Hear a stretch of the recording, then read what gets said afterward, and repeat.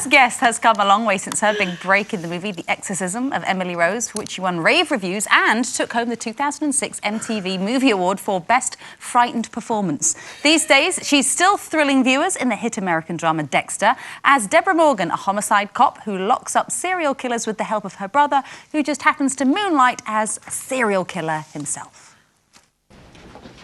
All right. Quinn's been in homicide 2 weeks and he noticed. Notice what?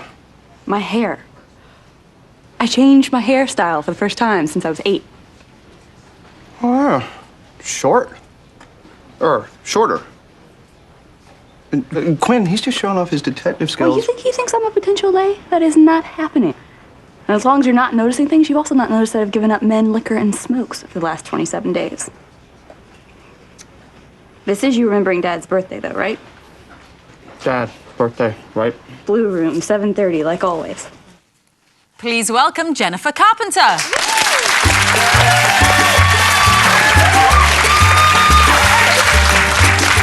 Hi, thank you for having me. Thank you. Thanks for having me. How long are your legs? Love them. How tall are my shoes? Yeah, that's the big question. Well, let's just continue on this because you're here, your family and your loved ones and your work is back in the States. Are you on social networking sites telling them everything that you're doing in London? I'm not. You know, I'm up to no good all the time. I don't want people Good to know for what you. I'm doing. And, girl. you know, I feel like something is lost when you're texting, you know? Like, people don't write letters anymore. My friends and I were talking about this recently. Like, no one writes a handwritten letter. And I do. that skill, I write letters. I I'm wish we good could at be pen letters. pals then. But I'm because very old. That skill is going to go send away. a text message or an SMS. You haven't got time to write a letter, and you know, with the networking thing, you don't tell everybody everything. You just tell them what you want them to know. That mystery is a wonderful thing. And as you say, when you're up to no good, right, the less people who know, the better. That's what they want to know about that. It's been an amazing hit, Dexter, hasn't it? In that sort of cult way that The Sopranos started and 6 Feet Under started and then sort of came over here. I think you're on the 5th series in the States, are you? Or We're about to start the 4th. about to start the 4th. I think we're about to start the 3rd next month. Stay one, Jennifer. I have. Yeah, I have. And Wonderful. what is wrong with people that this is such a big hit? They love watching serial killers. It sounds gory, and one of our other Loose Women friends who isn't here today, who will kick herself that she's missed meeting you, Linda Bellingham, is a huge fan. She's got all the DVDs and stuff. I said to her, it sounds very gory when she first introduced me to it, but it's not. It's really not. It's sort of it's a horse of many colors. I mean, it's funny, it's dramatic, it's also scary sometimes. But the fun of the show is to sit there in your living room and see how far your moral meter will move. Because sometimes you're championing him on, and then you want to be his best friend. For those who haven't seen it, he only kills baddies, doesn't bad he? people, right? Yeah. And is he a good person for only killing baddies? Is he a good person in real life? No. Oh, that's the in question. show. Yeah. I mean, that's moral dilemma. That's where the moral dilemma Make him comes in, better isn't than it? the people he's killing. That's part of the fun of the show, because I mean, you know, you decide one week that you're on his side, and the next week you want to put him in cuffs and take him to jail. So It's quite complicated, though, isn't it? Because he was born with a need to kill people, but then he was trained to only kill good people and act normal the rest of the time. yeah. Isn't it kind of a question about parenting too? Because his father said his father sort of nurtured that part of him and like gave him a code to live by so that he could keep killing. So And he covers it all up by working in the business. Right. Because what is he, a blood Forensics, yeah, investigator? he studies the blood. Being so charming. Yeah, right. And charming enough that you married him in real life. I did. You married your brother. Yeah. I did not. He is a foster brother. We are not related by You blood. married your foster That is your foster brother. on TV. Okay. Yeah. No, and you went out with the other brother, didn't you? And didn't he kill him or something? He killed him. He killed his own Yeah. brother. It's really Like she said, complicated. she gets You up to know, naughty things. All families are complicated. They fall out, they kill. Right. So, but was that, obviously, did you meet on the show? We did. Right. We did. And, you know, we were just friends for a very long time. We tried not to date. You know, we thought that might confuse people.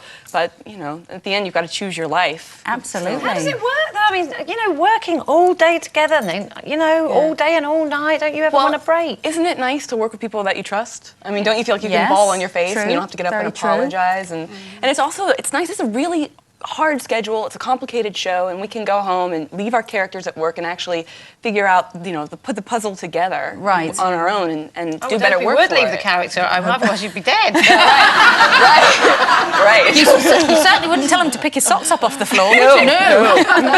But he should pick his socks up. He should. All men should pick their socks up. Sorry. Before you did all that, you did this wonderful thing, the exorcism of Emily Rose, didn't you? And you had to pull incredible faces for that. Is that right? Didn't know I How was did that capable work? of them. I didn't.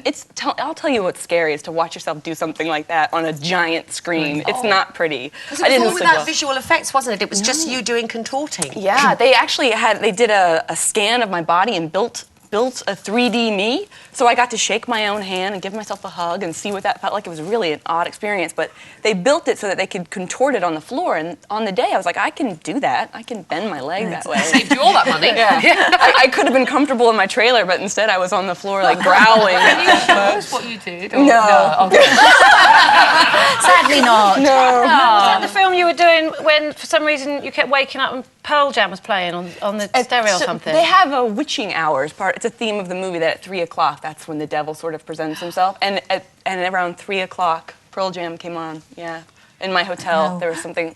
The radio was on the fritz or something. Yeah, not while you were on the film. While Yeah. in While you your, were in your sleeping. hotel. In my hotel. Yeah. That's Here I a am. bit spooky, isn't it? Yeah. Didn't that bother It was. you? I kind of used it. I You're kind a proper actress, aren't you?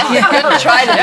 Try to And be. have you got a film as well that you're working on? Well, I have a movie. I don't know if it's come here or not, but it's called Quarantine. It's a remake of a Spanish film called Wreck. It's from the same producer, so that's my last horror film, though.